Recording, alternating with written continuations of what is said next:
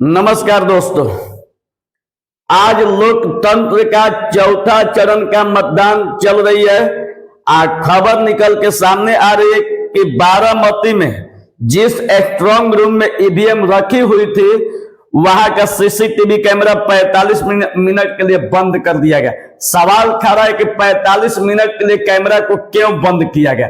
45 minute में बहुत कुछ हो सकता है, ईवीएम मशीन को बदला भी जा सकता है। इस पर चुनाव आयोग को भी संज्ञान लेना चाहिए कि आखिर 45 मिनट के लिए कैमरा को क्यों बंद किया गया। कहीं हो ना हो इसमें बीजेपी की भी चाल ना हो। फिर इसके बाद यूपी के लखीमपुर खीरी से एक खबर निकल के सामने आ रही है कि वहां के एक मतदाता ने कहा, इस वीडियो में देखिए, इस वीडियो को हम ऑन प्ले कर रहे हैं। इस वीडियो में एक मतदाता का कहना है कि मैंने साइकिल का बटन दबाया लेकिन पर्ची कमल छाप के निकल के आई। दोस्तों, इस सब देश में हो क्या रहा है, इसके पीछे लॉजिक क्या है। आखिर ये कैसे हो सकता है कि अगर हम बटन साइकिल का दबाए पर्ची कमल का है। कहीं ना कहीं ईवीएम में भी छेड़छाड़ की गई है। आखिर अगर ये सच नहीं है तो इस वीडियो को देखिए, इस वीडियो की सच्चाई क्या है, इस वीडियो में वहां के मतदाता क्या कह रहे हैं। किस गांव की? सिंगनिया की। सिंघनिया की। क्या हो गया आपके साथ? मैंने वोट डालने गई, उसमें सर मैंने वोट डाला, मुझसे घर में बताया गया था जो साइकिल पे देना उसमें साइकिल ही छप के आएगी, उसमें फूल छप के आया सर।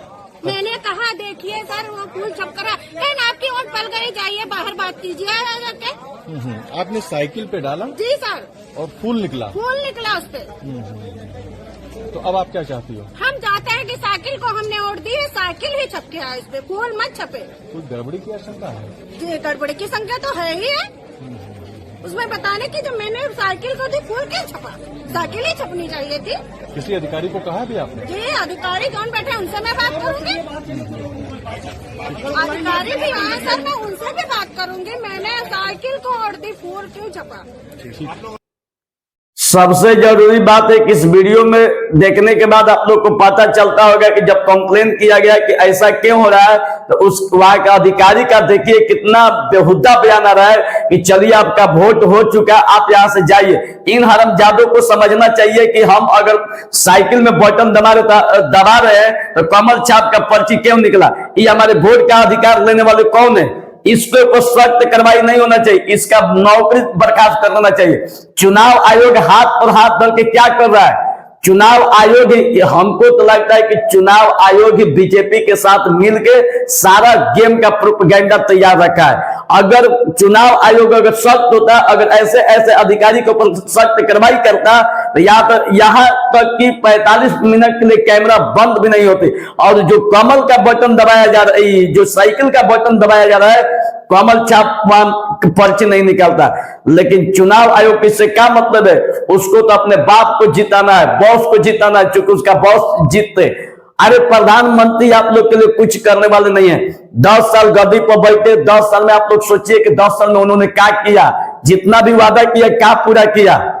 खाली आपके भावना के साथ खेल रहे हैं। रोजगार के नाम पर अब उसके पास कोई मुद्दा नहीं है तो उसका सारा हिंदू मुस्लिम मंगलसूत्र पाकिस्तान। चूंकि आप लोग को पहले बता देते हैं कि पाकिस्तान में जब इलेक्शन चल रही थी तो वहां पर लोगों का ब्रेन वॉश किया जा रहा था कि मुसलमान खतरे में है। यहाँ के नेताओं द्वारा आम जनता का जो ब्रेन है उसको ब्रेन वॉश किया जा रहा है कि हिंदू खतरे में है। लेकिन सच में दोस्तों देखा जाए तो इन लोगों का कुर्सी खतरे में है। इन लोग को आपके जीवन से कोई मतलब नहीं है। मतलब है कि हमारा कुर्सी बचा रहे और हम आगे बढ़ते रहे और हमारा लाइफ स्टाइल एकदम सही ढंग से चले। दोस्तों, सवाल किया जाए, इस वीडियो को देखने के बाद सीसीटीवी कैमरा 45 मिनट के बंद होने का जो वीडियो सामने आया है, चाहे जो 45 मिनट के लिए बंद कर दिया गया है, इसको देख के लग रहा है कि यहाँ तक इलेक्शन कमीशन वाले भी कहीं ना कहीं बीजेपी को जिताने में लगे हुए। अगर बीजेपी को जिताने में नहीं लगे होते तो अब सख्त से सख्त कार्रवाई इस पर हो गई होती। आज बताइए, चौथे चरण के बाद हम लोग 5वें चरण में जाने वाले हैं। अगर इसी तरह होता रहेगा तो हमारे लोकतंत्र के लिए बहुत बड़ी खतरे की घंटी है।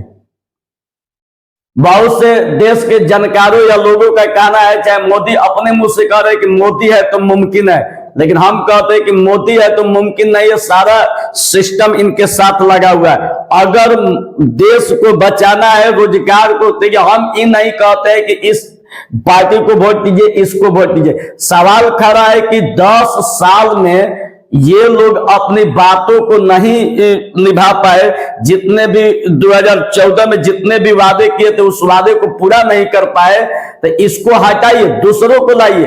अगर 5 साल में वादे अगर यह भी पूरा नहीं करते हैं तो फिर इसको हटाइए, क्योंकि आप किसी को टाइम दीजिए। तेजस्वी यादव एक जिंदा मिसाल है। तेजस्वी यादव के पिता भले चारा चोर है, लेकिन तेजस्वी यादव ने जो काम करके दिखाया वो सराहनीय कदम है। उसी तरह से यहाँ कांग्रेस का जो अभी नेता उभर के सामने जो कि अपने मुद्दे पर बने हुए हैं, जो हमारे राहुल गांधी है, इसको भी मौका दिया जाना चाहिए। अगर मान लीजिए कि 5 साल में जितने भी वादा अपना कर रहे कि 5 साल में ये करेंगे वो करेंगे, अगर नहीं करते इसको हटा दिया जाए, तो पहले मौका दिया जाना चाहिए। यहाँ पर इस वीडियो को देखने के बाद या 45 मिनट कैमरे को बंद होने से ये लगता है कि हमारा जो इतना भी चुनाव आयोग है सिर्फ और सिर्फ बीजेपी को जिताने में लगा है। कुछ लोगों का कहना है कि ईवीएम हैक का खेल चालू हो गया है, अब वोट का हेरा फेरी अब चालू हो गई है। एक बात हम हर किसी से कहेंगे कि कांग्रेस वालों ने जितने भी उसके रैली में भाषणों को देखिएगा वो अपने मुद्दों पर बनी हुई है, लेकिन बीजेपी वाले अपने मुद्दों को, अपने भाषणों को, अपने स्टेटमेंट को बदल के दे रहा है। कब क्या बोलेगा इसकी कोई गारंटी नहीं। लेकिन ये जो इंडिया गठबंधन के जो जितने भी नेता है अपने मुद्दे पर बने हुए हैं, तो हम, जहां तक मेरा ओपिनियन है, जहां बीजेपी आपको गुमराह कर रही है वहीं कांग्रेस आपको बेहतर भविष्य की बात कर रही है और जरूरी मुद्दे पर बात कर रही है। तो वोट उसी को दो जो जनता की बात को समझे और जनता की मुद्दों पर बात करे और आपके बेहतर भविष्य की कामना करे। जय हिंद।